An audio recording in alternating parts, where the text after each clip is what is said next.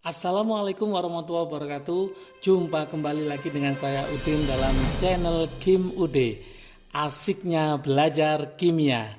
Materi hari ini adalah logam alkali tanah atau golongan 2A. Yuk kita mulai. Apa sih logam alkali tanah itu? Ternyata unsur-unsur golongan 2A, unsur-unsur golongan 2A yang disebut dengan alkali tanah ini umumnya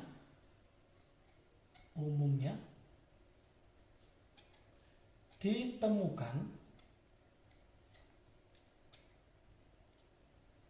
dalam tanah. Jadi umumnya ditemukan dalam tanah dan berupa senyawa tak larut. Berupa senyawa tak larut. Oke.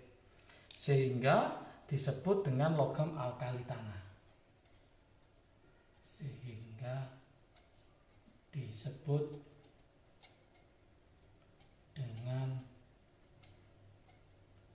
logam yaitu alkali tanah. Karena banyak ditemukan di tanah dan senyawanya tidak larut ya. Kemudian logam alkali tanah juga dapat membentuk basa. Logam alkali tanah ternyata dapat membentuk basa.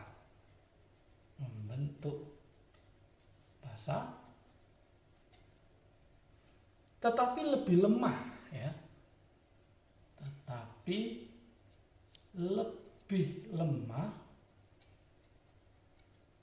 Dibanding basa logam alkali.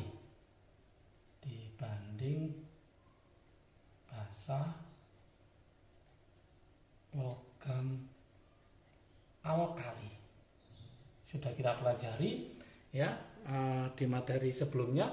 Nanti link deskripsinya saya taruh di bawah ya untuk logam alkali. Dan juga lebih sukar larut untuk alkali tanah dibanding alkali. Oke, supaya paham kita harus tahu dulu anggotanya. Anggota dari alkali tanah itu siapa aja? Oke, anggotanya. Ya, saya kenalkan yaitu beli mangga,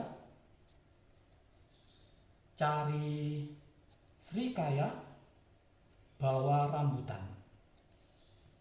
Atau boleh bemo mogok cari seret dan radial boleh ya. Bebek makan cacing seret banget rasanya. Terserah cara menghafalkan teman-teman semua. Yang penting hafal ya. Nah ini angkanya harus hafal 4, kemudian 12, 20, kemudian 38, gas mulia ditambah 2 semua, kemudian ini 56, dan ini adalah 88. Gimana konfigurasi elektronnya? Masih ingat teman-teman semua? Yaitu ini adalah 2,2, berarti ini 282, ini berarti 2882, ini berarti 2818, 82, ini berarti 2818, 82, 32, 82, artinya apa sih? Nah, dari sini artinya yaitu dia bisa stabil. Nah, dengan cara apa? Yaitu dengan cara melepas dua elektron. Nah, dua elektronnya ini untuk membentuk ion positif.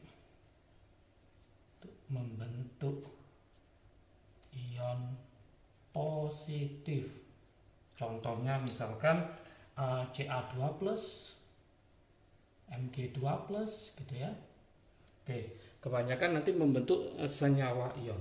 Dari sini maka kita harus tahu yaitu sifat-sifatnya.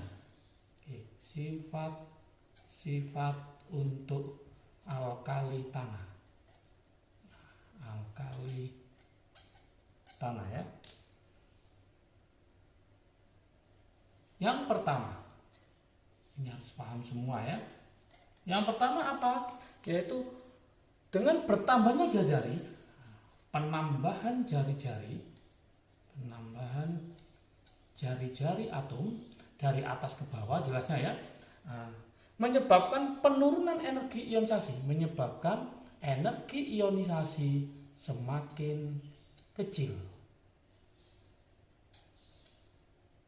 Kalau energinya semakin kecil, maka semakin mudah melepas elektron. Kalau semakin mudah melepas elektron, maka jangan salahkan, semakin reaktif. Nah, berarti semakin ke bawah itu artinya tadi semakin reaktif. Itu yang pertama. Yang kedua, sifat yang kedua, titik cair atau titik leleh ya, titik cair dan titik didih cenderung menurun dari atas ke bawah.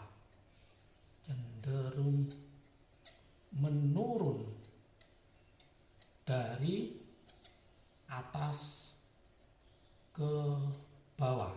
Jadi yang paling bawah titik didih atau titik cairnya lebih rendah. Sifat yang ketiga,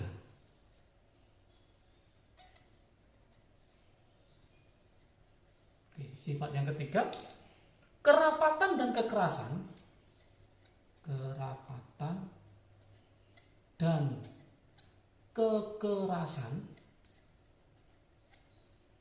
Logam 2A, logam alkali tanah ya, 2A lebih besar dibanding logam 1A. Ingat-ingat. Kenapa? Karena ikatan logamnya lebih kuat 2A.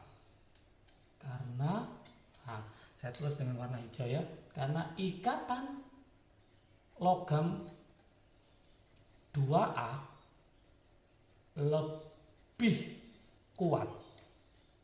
Nah, ingat-ingat, lebih kuat daripada apa? Yaitu golongan 1A. Sifat yang keempat, sifat untuk golongan alkali tanah yang keempat, yaitu bereaksi dengan air,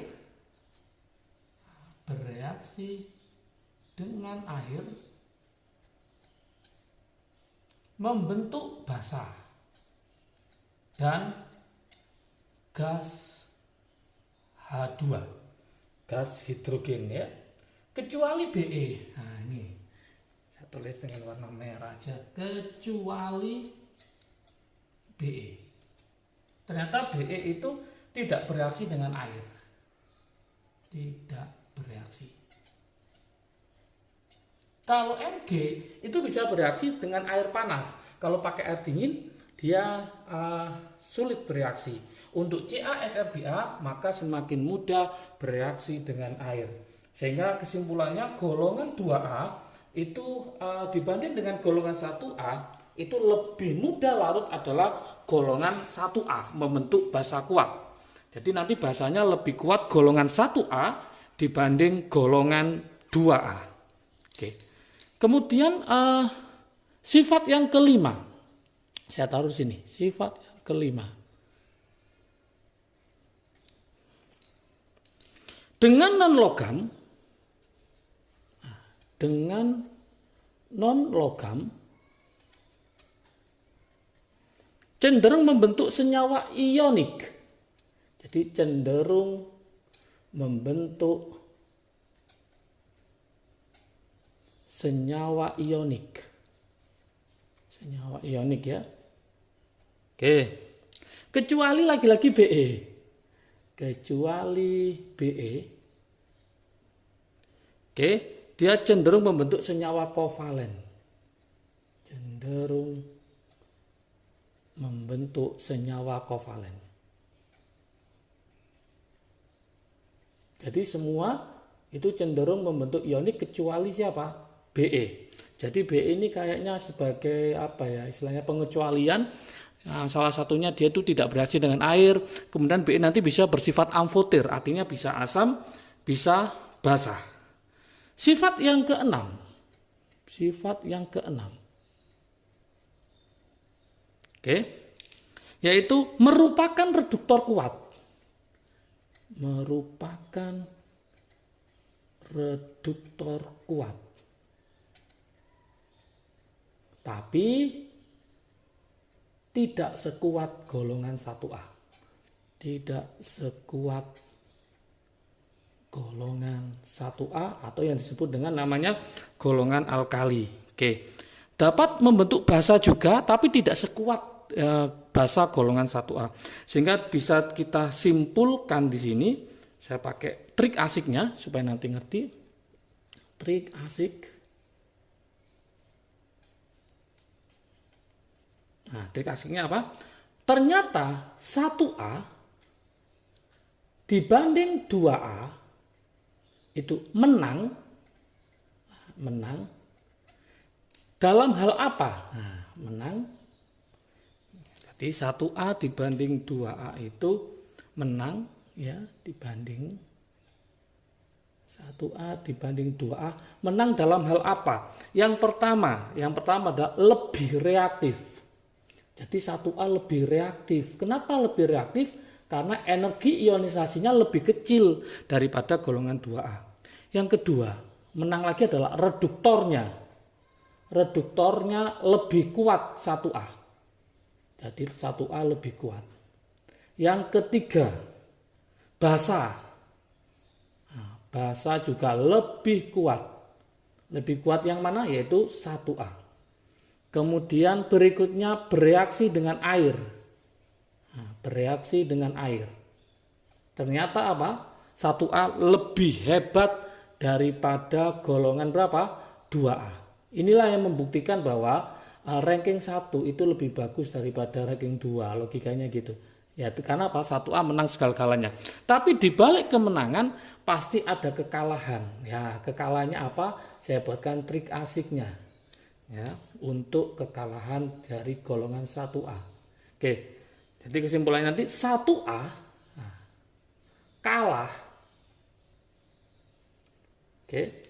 dibanding dengan 2A, kalah dibanding dengan 2A dalam hal apa? Ini harus paham juga. Dibanding 2A dalam hal ternyata adalah yaitu titik cair dan titik didihnya. Titik cair dan titik didih. Kenapa kalah titik cair dan titik didihnya? Karena apa? Golongan 2A ternyata ikatan logamnya lebih kuat. Karena golongan 2A ikatan logam ternyata lebih kuat. 2A lebih kuat dari siapa? Dari golongan 1A. Itu yang menyebabkan 2A menang dalam hal apa? Titik cair maupun titik didihnya. Oke. Jadi dibalik kemenangan dari golongan 1A, ternyata golongan 1A menyimpan kekalahan yaitu dalam hal titik cair dan titik didih. Oke. Kemudian kita akan bicara tentang kegunaan ya, kegunaan golongan 2A baik dalam bentuk unsur maupun senyawanya. Kegunaan golongan 2A ya.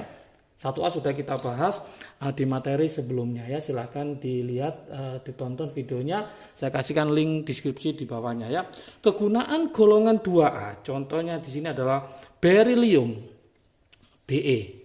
Atau namanya adalah berilium.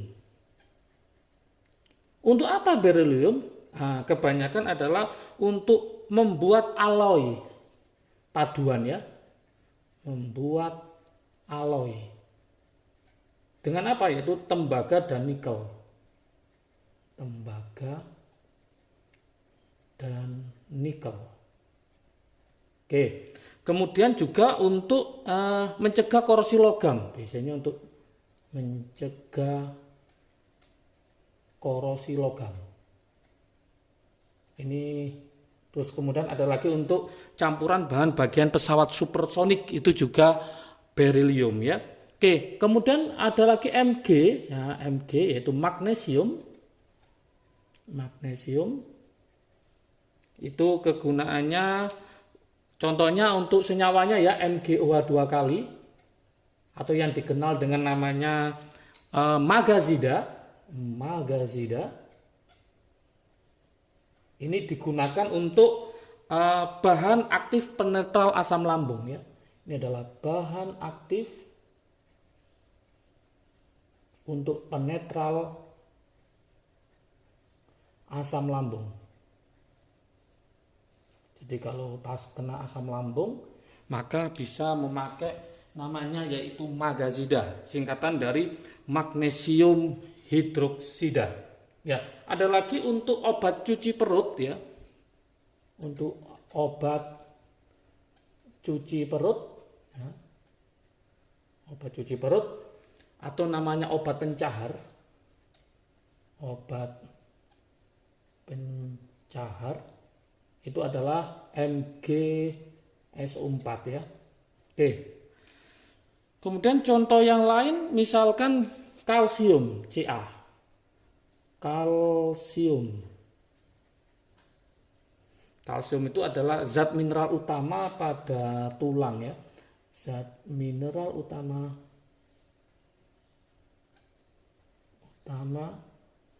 pada tulang ya. Kemudian kalsium juga untuk gips boleh ya. Untuk bahan gips. Untuk gips. Rumusnya masih ingat yaitu apa? CaSO4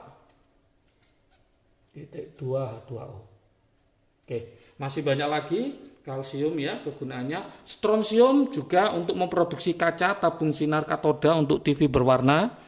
Kemudian barium BaSO4 itu digunakan untuk obat penderita gangguan pencernaan. Kemudian barium juga digunakan untuk zat pembantu dalam industri kaca.